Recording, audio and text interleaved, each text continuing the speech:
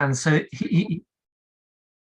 this fellow Andrew Tate set up this organization where ladies, I don't know about if it engaged men as well, running their OnlyFans sites. He set himself up as sort of king pimp, but essentially what he did, and from their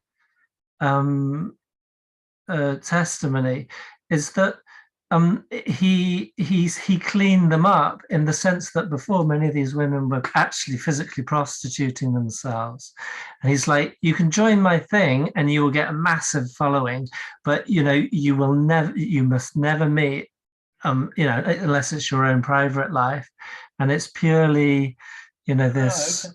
this I visual didn't thing. realize that. So he was bringing a business model to those people who were previously illicitly engaged and saying, well, we can give you, I can see why that would that's interesting. Protection and projection. So he would project them out there, give them a lot more business, but he would also protect and clean them up and make sure they were safe.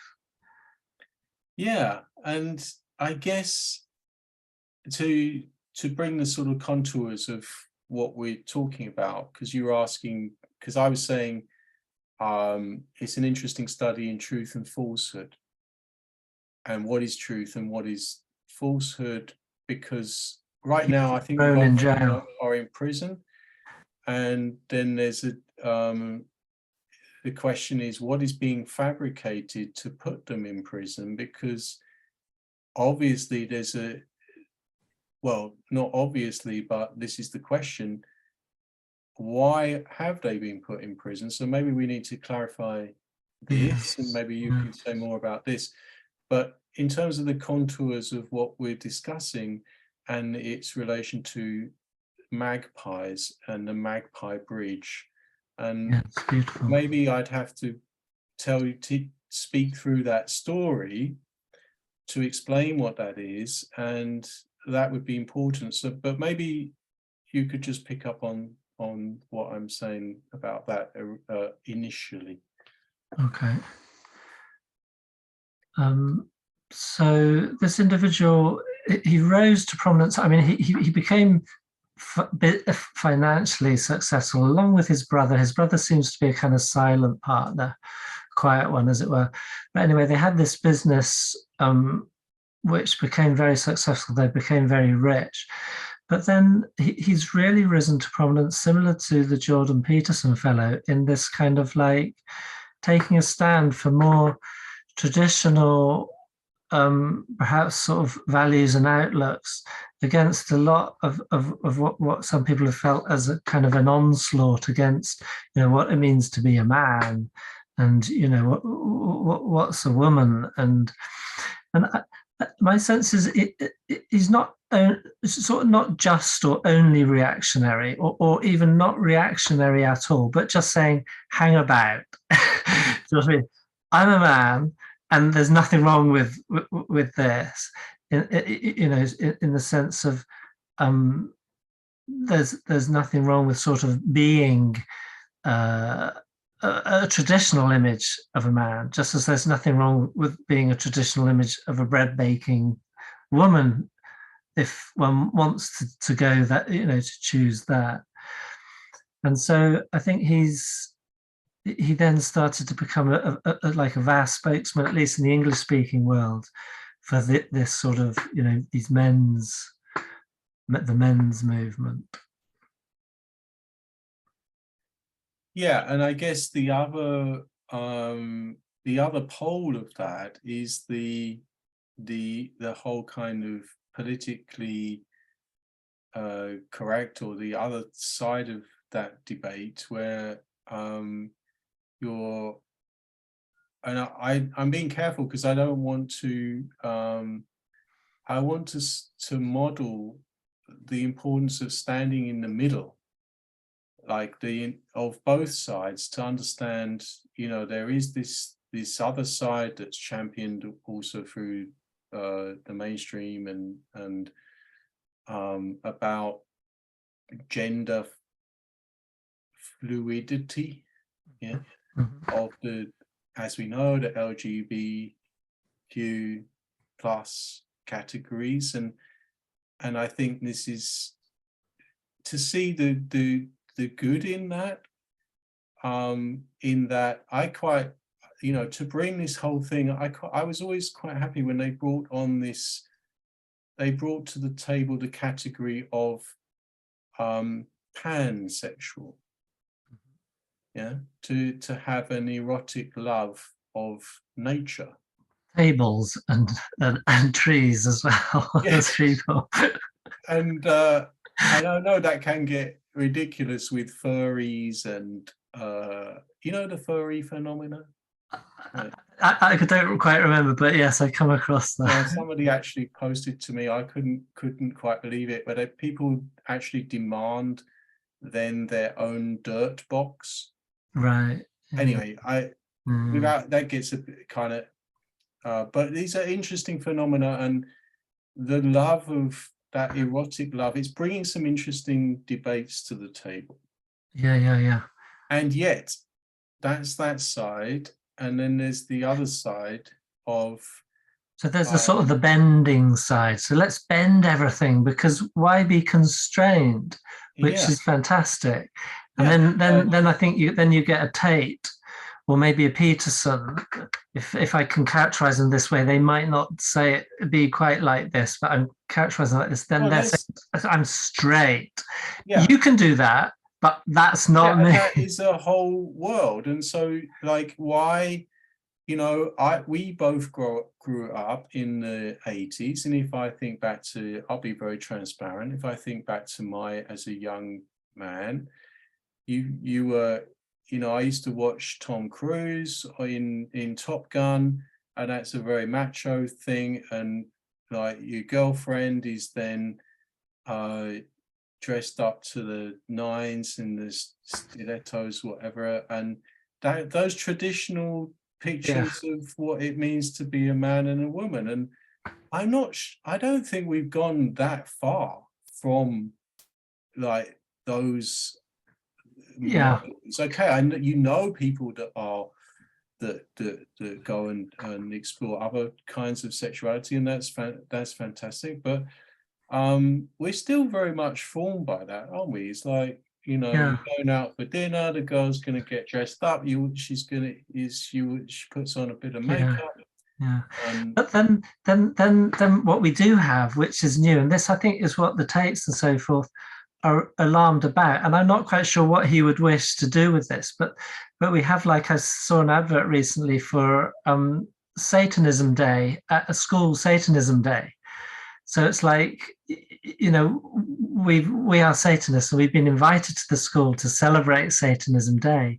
And there's a whole bit of bump saying, don't worry, you know, we don't kill chickens or anything like that. Satanism is about being who you really are. And we just use that word and that image to represent the kind of the rebel, so nonconformist, which is okay up to a point, but it is, I think, they are being a bit blasé in that they are also skirting with something that, because Satanism can be taken in a very different direction. Well, I would see it from a, you know, I would. And Tate, just to sort of key in why I'm just particularly interested in Tate, because if I think he didn't say, it's down to you. Don't tell anyone else what to do. It's just between you and God, and he includes God. And it's not just you, but it's you and God. And that it to me is a bit more interesting than we're Satanists because we can do whatever we like. So is it him doing suggesting the day? Is it him suggesting the day of Satanism? No. This is what I'm saying. This is what I think he's sort of representing a different pole too. Yeah, I agree, and I think these debates need to come back on the table, because apparently the most adhered to religion in the American military is Satanism, and so that's a recognized religion that they're allowed. And yeah, there was a colonel in the Vietnam War out of Fort Detrick, and they were using psychological warfare that he developed from his magic rituals and so forth. Yeah, exactly. So this whole question of the occult and its use in, I mean, this always reminds me of this topic that comes up again and again with people who work in Waldorf schools, and they're doing the nice bears with auras, and they're painting these things, and they're doing the epocha, and they're learning about the saints. And then the children are going to go back on their smartphone in the evening and have access to pornography or Squid Game, where horror is mixed in with torture and full of occult symbology. And yet none of these topics get spoken about in the normal way that one understands the curriculum in a normal school, or let alone with relation to a Waldorf curriculum. So I think these are topics that need to come back on the table. And I would agree that rather than a Satanism Day, having the question of freedom of one's own path to ethical individualism, as we would say from a sort of philosophy of freedom point of view, that debate is an interesting one to have. And I think that the morality of someone like Tate being able to clean up that whole area, because there's a lot of prostitution is a fact, and there's a lot of people leading miserable lives, ripped off in the world of crime. And you can question, why is it that him just challenging the system there in such a provocative way? He's stopped all that business now, by the way. That I think gave him his platform, but he's left all that behind now. But it is part of him and his way too. But yeah, and it does tap into that whole Jordan Peterson thing of pull yourself together, do something out in the world, be a man. And again, what does it mean there's a great big part of modern society that does want to make you more effeminate, but not in a not in the way I think that we would understand that through anthroposophy, in terms of etherically becoming more feminine, but outwardly more feminine, and less developing that. And the same for a woman, that a woman would develop her masculine etheric.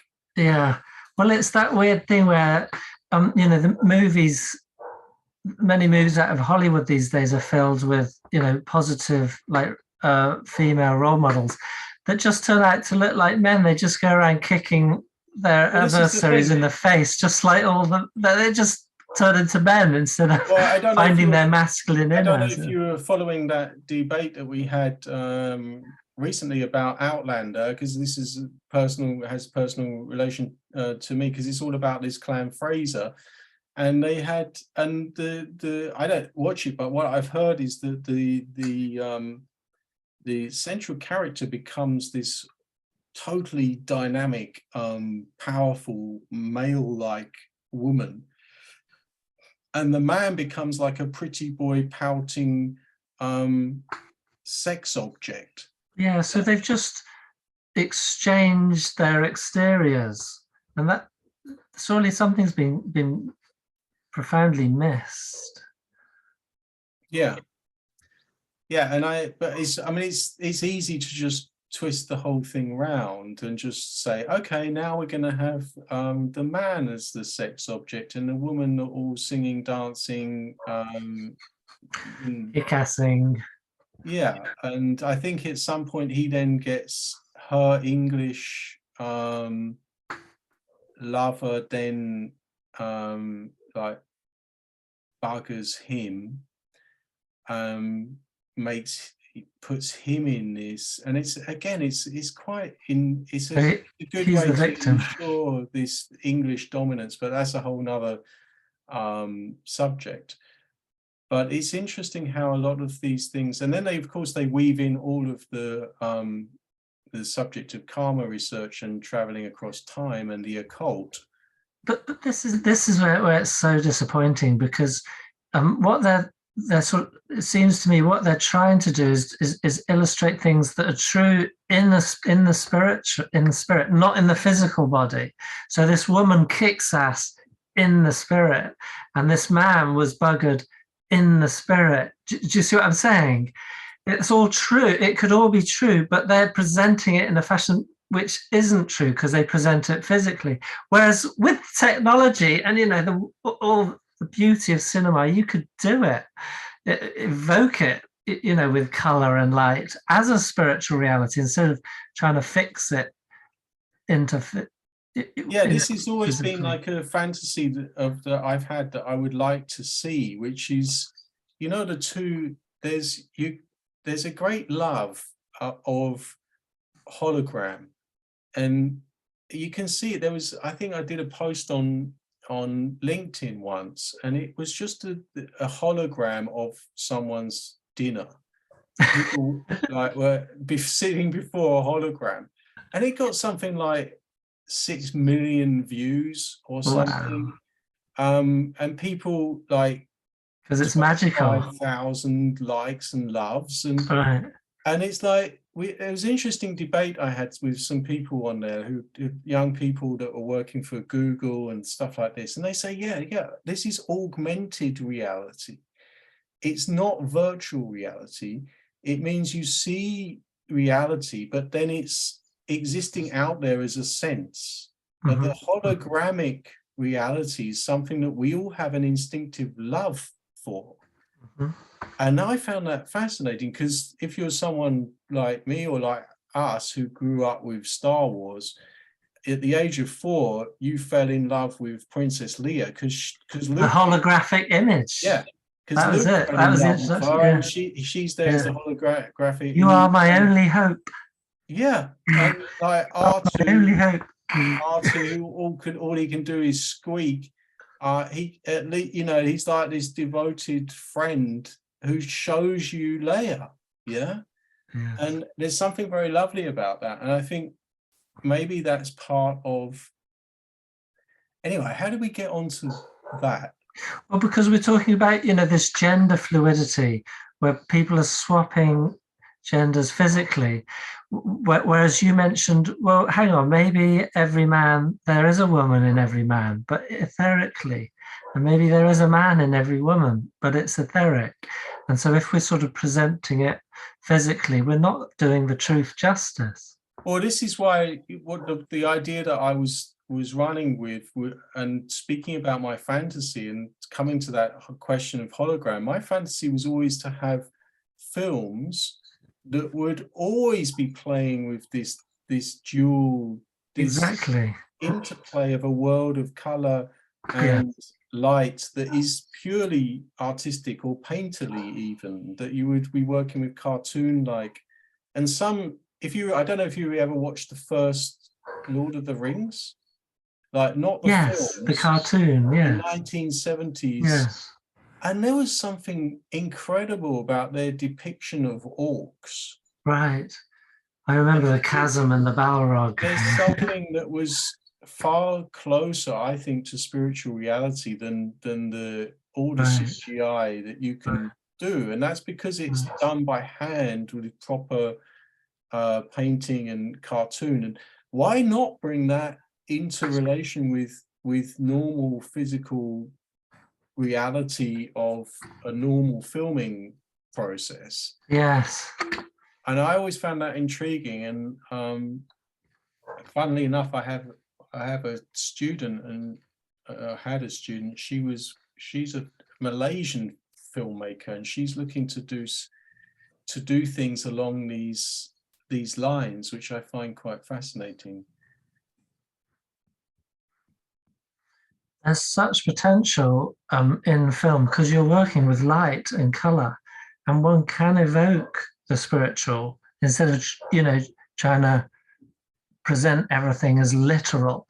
And so maybe those technos are onto something of augmenting reality, because as long as they don't try to pretend, I would find it offensive if they tried to supplant reality and say, we're going to make this so real it'll be realer than reality and you won't know which is which. No, I want to know which is which. The funny thing is, we kind of feel we have an instinct that feels safe simply through the actual techniques of an augmented reality with a hologram, because it exists within sensual reality. So it's not subordinate. Whereas if you make an image of yourself and project it into virtual reality, you're then subordinate to the completely programmed reality. And I think these are going to be questions that going forward, because humanity, someone will be programming your reality at any moment. They could tweak.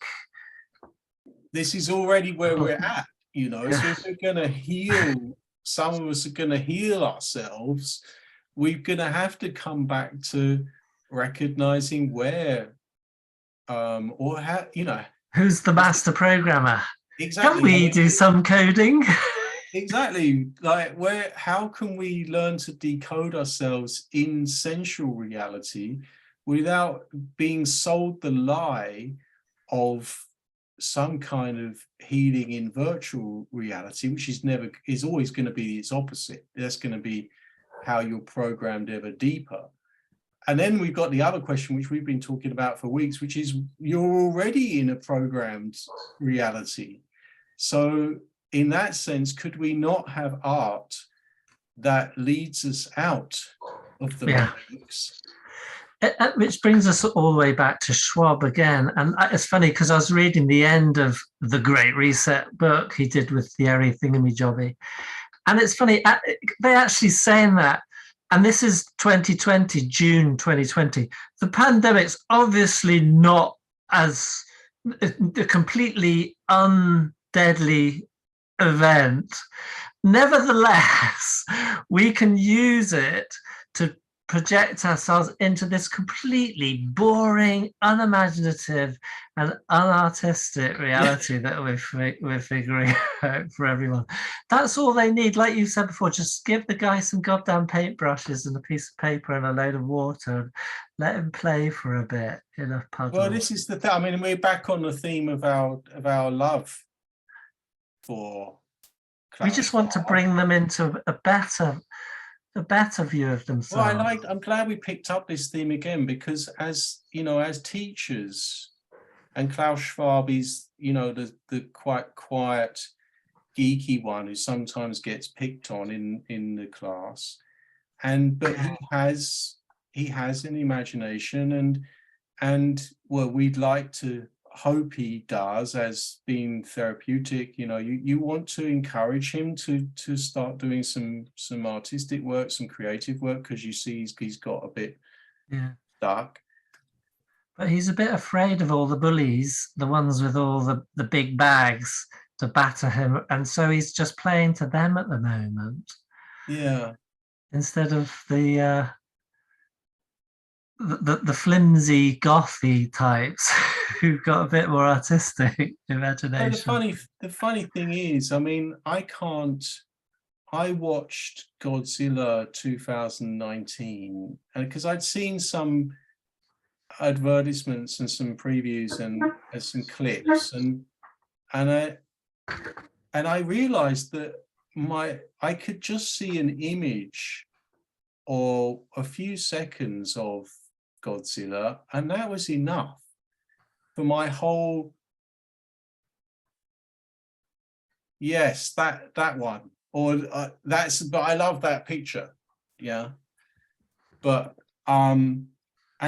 the funny thing was, my experience of then having to suffer sitting through. It was on the screen for like 2 hours, but I watched snippets of it, and it was such a strange experience, because at the end of it I realized my whole love and understanding of Godzilla and Mothra and Rodan had all been inward. It had all been spiritual, and I just needed the anchor of an image and a few words said, or to love Godzilla in different contexts, like when he's eating a great big fish, or he's dressed up he's with some people wearing, some Asian people wearing suits or something. I don't know, some of this funny memes and things like this. And I just realized that the whole thing was internal, was an inner world. And then the movie was completely superfluous. Right. The actual movies now, there must be a middle ground there between having a culture that is making millions that's completely somehow superfluous to the inner experience of something, where you can prompt and awaken an image or a whole inner reality through word and image. Yes, that's great. I think that's a great word, prompt. So instead of sort of using these things as a club to sort of batter us over the heads with till we're all like soft and friable, and they can it's keep absorbing our attention, that they can prompt what's in each one of us and then stand back and wait and see. Well, I think that's what the opposite of what they do is, and that would be the good art would be able to do that. And I think that's a great potential. Instead of using the modern media and technology to create a digital gulag, you would be able to create something with principles of freedom and spirituality. I can see it can come as a in the metaverse, whereby imagine everyone going to the cinema, and instead of all looking at the screen and watching the same movie, everyone goes as their own avatar, and they all leap in an arena together and make their own adventure through the manners in which each of them can tweak, the parameters. I could see that happening, but still, I mean, that's something, but it seems like a gymnasium for something that's deeper and more profound.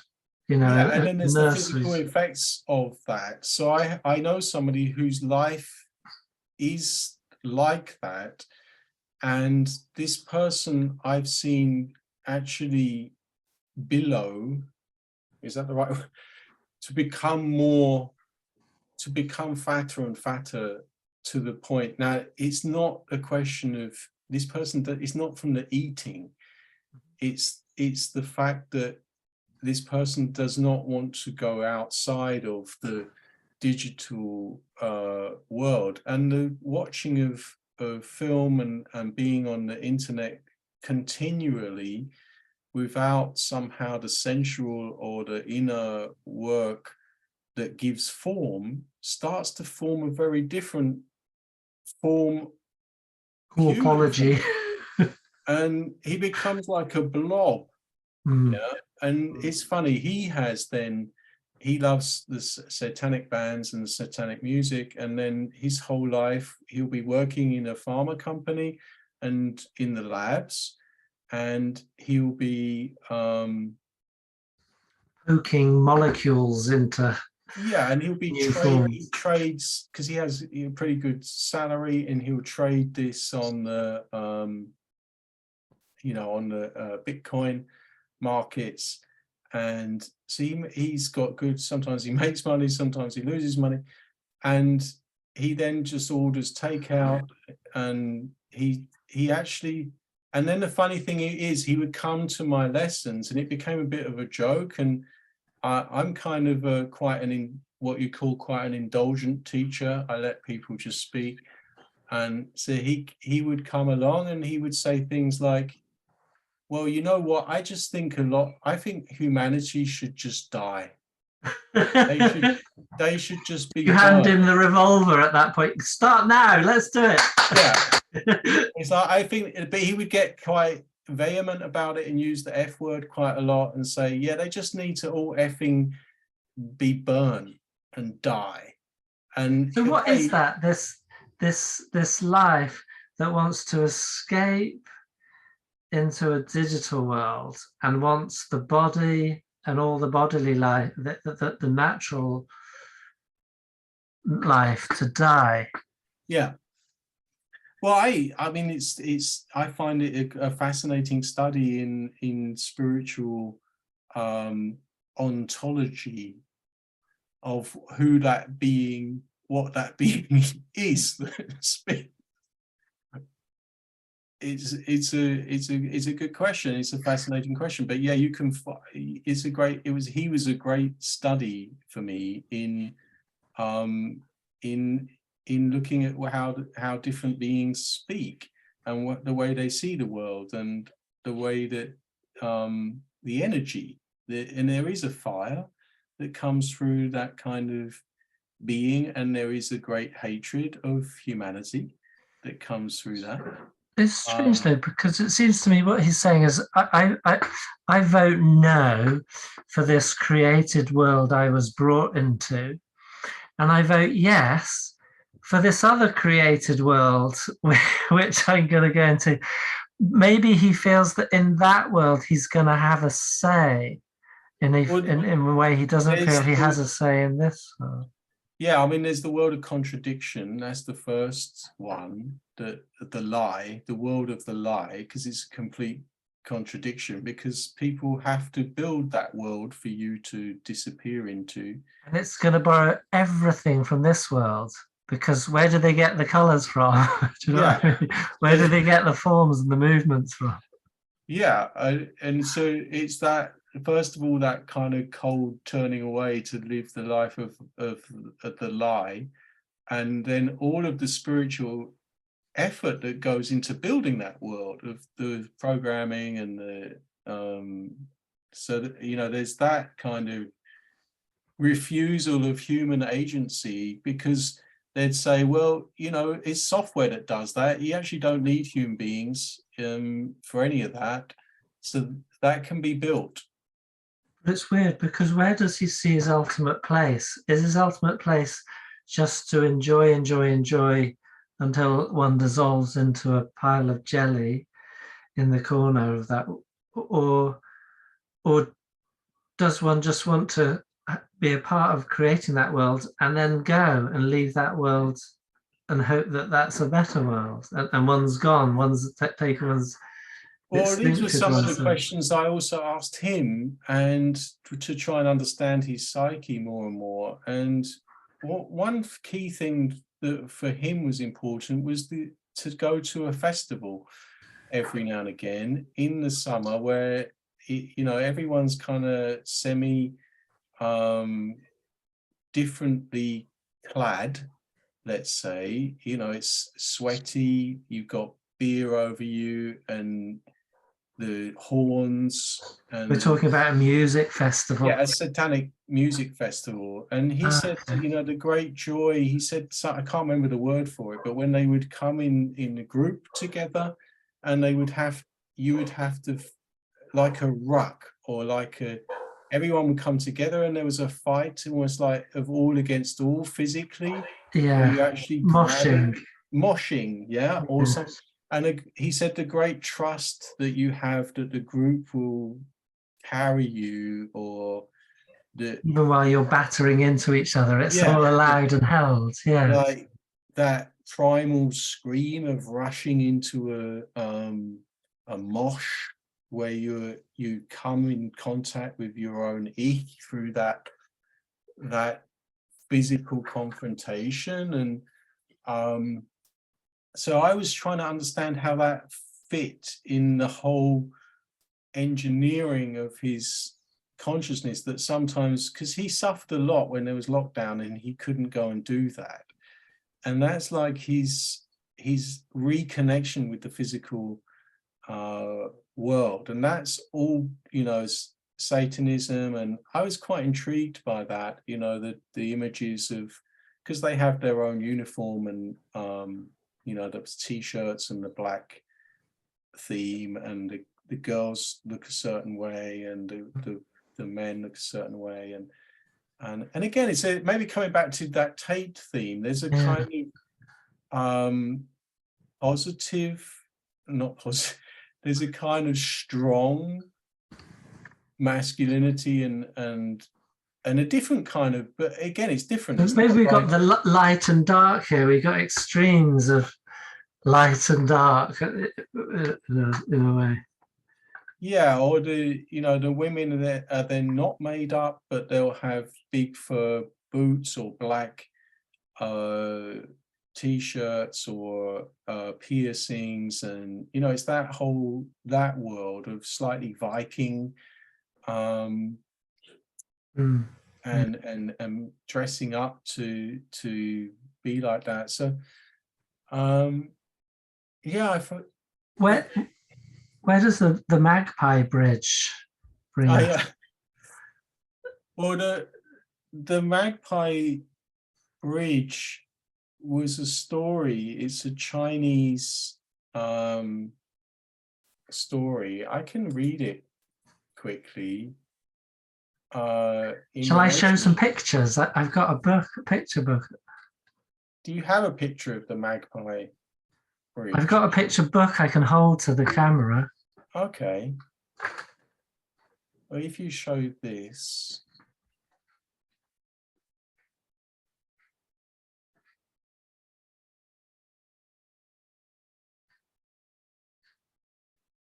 So this is what I wrote. It was about it's called about, I wrote the title. The title was The Cygnus Constellation and the Ongoing Birth of the Mysteries.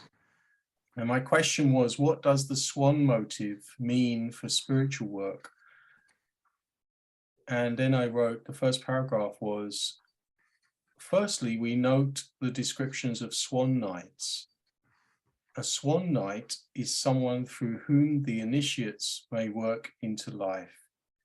Yet for us to develop in this direction, we have to be able to develop heightened abilities and skills, not only socially in relation to others, but in relation to the spiritual world itself. This is where the mythology proves useful in showing us where and how love for and in work with others can help form a bridge to the spiritual world. And then this is the story. The Cygnus constellation is associated with several myths, the most notable of which is the legend of Cygnus and Phaeton's mortal son of Helios, god of the sun, friendship. The legend tells how the two friends were racing each other in the skies. As the race got intense, they flew too close to the sun, and unfortunately their chariots burned down. Both of them came crashing back to the earth, and when Cygnus regained his consciousness, he searched around for his dear friend Phaeton and found his dead body at the bottom of the Eridanus River. As a human, he was able to retrieve his friend's body, so he made a pact with the god of gods, Zeus. If Zeus would allow Cygnus to transform into a swan. So he couldn't get his brother's body. Yeah, he couldn't. And this is really important, isn't it? Because you had to, the dead body couldn't just be left, it had to be properly laid to rest, or else the soul would be disturbed forevermore. Yeah, and also this question of how do we come to sensual, the importance of sensual experience. And this, I mean, this is kind of a archetypal, archaic representation of some of the themes that we're talking about. if Zeus would allow sickness to transform into a swan, sickness would live only as long as a swan usually does. Zeus agreed to this, and sickness was able to gain access to his friend's dead body and give him a proper burial. So he gave up his human nature to save his friend, and thereby could only live as long as a swan. And by doing such, sickness allowed Phaeton's soul to travel to the afterlife. Zeus was touched by Cygnus's action and therefore placed him in the sky as an image of sacrifice and friendship. Now this is, if we bear all this in mind, and I can put this in the text underneath, but if I just go on and finish up, this then leads over to the Bridge of Magpies, which is carried differently in China as it was. This is the Greek story, which one can read up on.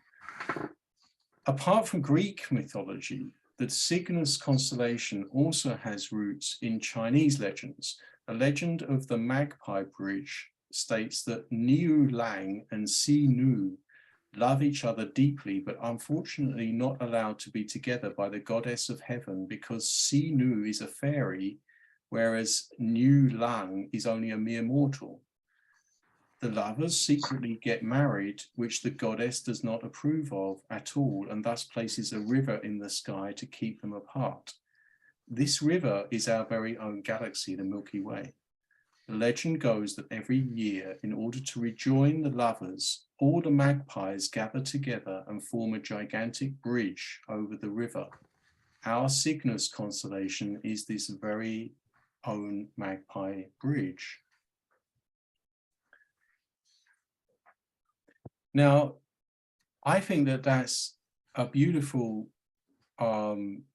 representation of something that you can also see in the mystery dramas of Rudolf Steiner, of the relationship between Maria and Johannes. And do you have that? What's that? So this is her. Here's the Milky Way. There's Johannes, and the magpie, the swan bridge will be over that. Yeah. To enable them to rejoin at only certain seasons. What book is that, Jonathan? Sorry? What book is that? It's The Cowherd and the Girl Weaver. Yeah. And is that a collection of...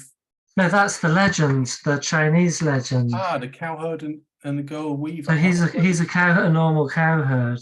Yeah. And she's a naiad. Well, that's exactly it. You know, in the mystery dramas, when Johannes is, yeah, that's beautiful. They actually had children. Can you photo me one of that? Yeah. And send it over? That would be fantastic. But if we think back to the mystery dramas, that's when Maria says, I don't want to be, I mean, so to speak, as if she's speaking, I don't want to be an initiate anymore without this guy. Yeah, and that's Johannes. And that causes a great consternation in the lodge, in the Egyptian mysteries. And then there's this whole path of, which I believe in its essence is do what you want in life and make that what is sacred. That there's no authority telling you that you have to be this or do this or accord to some law outside of your own, what you deem to be right and who you want to love and what you want to do. How is that any different from Satanism? Yeah, it's a good question. Because it's not, because it's in do what you want in the cosmos. And that's the key. So it's taking the whole rest of the cosmos into account as well. So it's not just, I'll do whatever I want and to hell with the consequences. But it's like, I am free to make an original decision, Well, but exactly. then I must live with the consequences. I think that's the thing that always gets covered up, is even when you talk about Aleister Crowley and everything, to not see that in the context of the spiritual development of humanity, and to not see him often as a mouthpiece of circles behind him. And then if you don't see that context anymore, that this is about the spiritual development of the cosmos, so your free will is in relation to that. And if you just say, well, it's just your free will, you can do whatever you like, and that's a license to indulgence of to leave your friends behind on the mountain. Well, that often ends up in suicide or addiction, or things like that, and that's obviously not is not a blossoming of what's beautiful. If you're ending up as an isolated head, being entertained in a digital gulag. Yeah. I mean, I think, again, it's like, I don't think these things are as difficult as the. I think some of these subjects can get bogged down in headiness. Yeah, in because of explaining, why Satanism is good and stuff like that. Well, your satanic fellow friend, I would say, I think, who am I to say, but I know this is true, that all that would need to bring him into a sort of a more a happy relationship with the rest of the world is some artistic endeavor that helped him to feel the flow between the world and him, and not to feel it as, it can only be good when he's slapping up against his fellows in a greasy mosh pit, or, recreating a fantasy that he can do whatever he likes.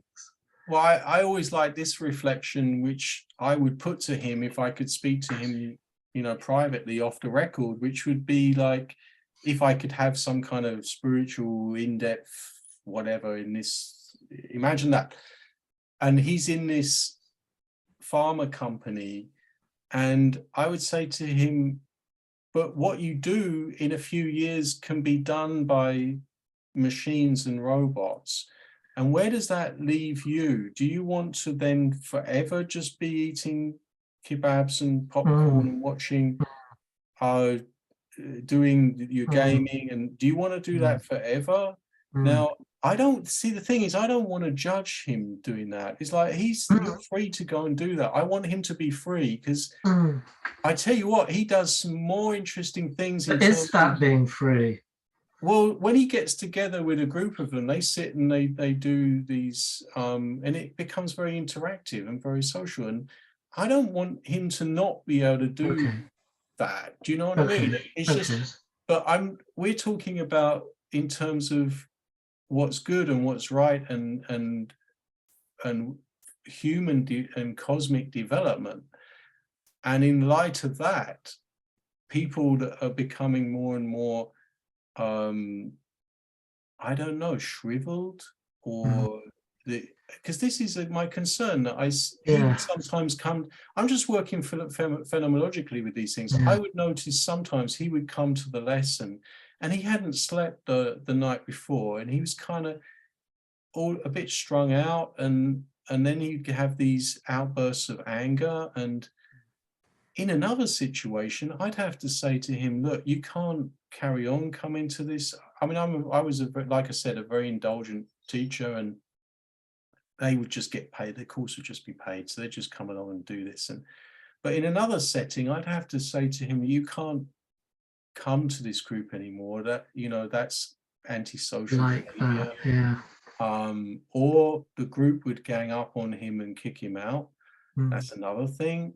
And so I just, feeling for the other human being, I just think, because he would enjoy sitting there with us, and he would bond, and he made friends, and we became kind of friends. So I feel for this guy who his life is more impoverished because he can't navigate these things than it otherwise would be. I saw a wonderful meme today, Picasso saying something, computers are rubbish, they don't ask questions. Because they can give answers and sort everything out. Thank you, Schwab. Sort it all out, fix it, finalize it, do it. But do they ask questions? Isn't it human beings that keep asking questions? It can be a bit problematic. You're always annoying, or why are you doing that the other way? What's that about? But asking questions, isn't that where the life is, you know? Yeah, and I think if one were to bring it full circle, it's this: if every question is like a magpie and is carried, we carry these questions as human beings, then you can form a bridge. And it's like, I like that idea of, that's why I was talking about the magpies, and that's why I was talking about this relationship to that and the whole Tate phenomena, because, and that's what I think we've been talking about, is asking questions as enabling a bridge to something spiritual, to a, you know, not just the spiritual of these beings that do have a kind of hatred of humanity, or a cold indifference. Yes, because if we ask questions, it means we have the answer, because you can't ask a question that has no answer. Do you know what I mean? It's kind of like it just wouldn't, that there would be no grounds for it. So if we're just being given answers by, you know, then we're, as you said, we're being locked out.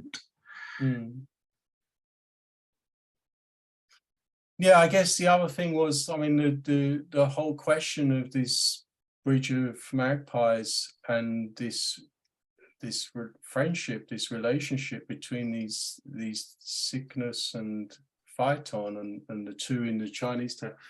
For me, I was bringing this relation to the, of course, to the first class work and to the group that this initiative that we recently founded. So I'm just putting that in there at the end, because I'll post this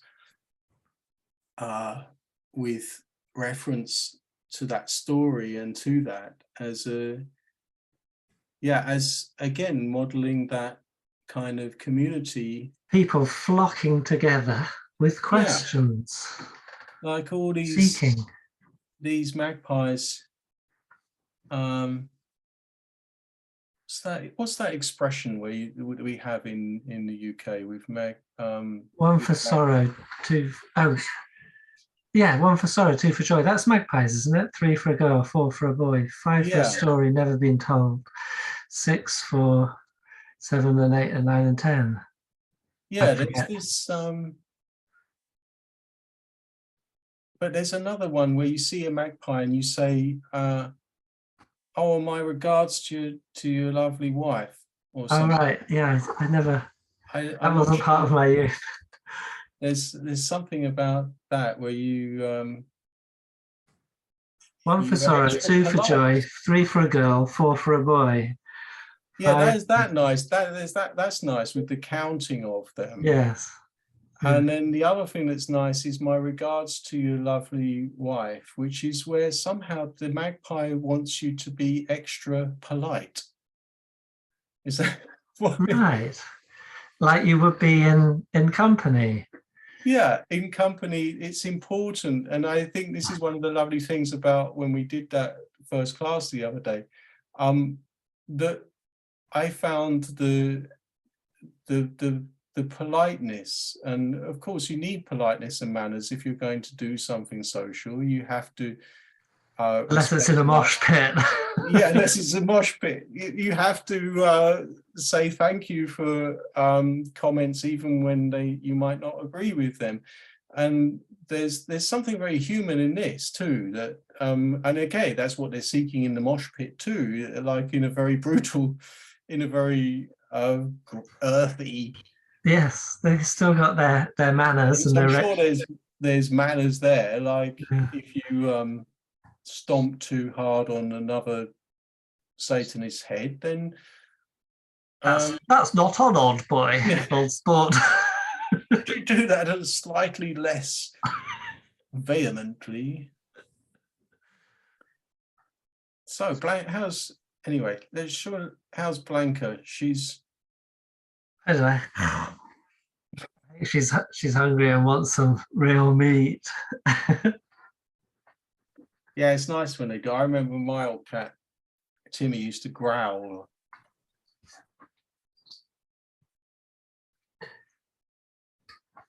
Look, there's Uncle Richie. There's Uncle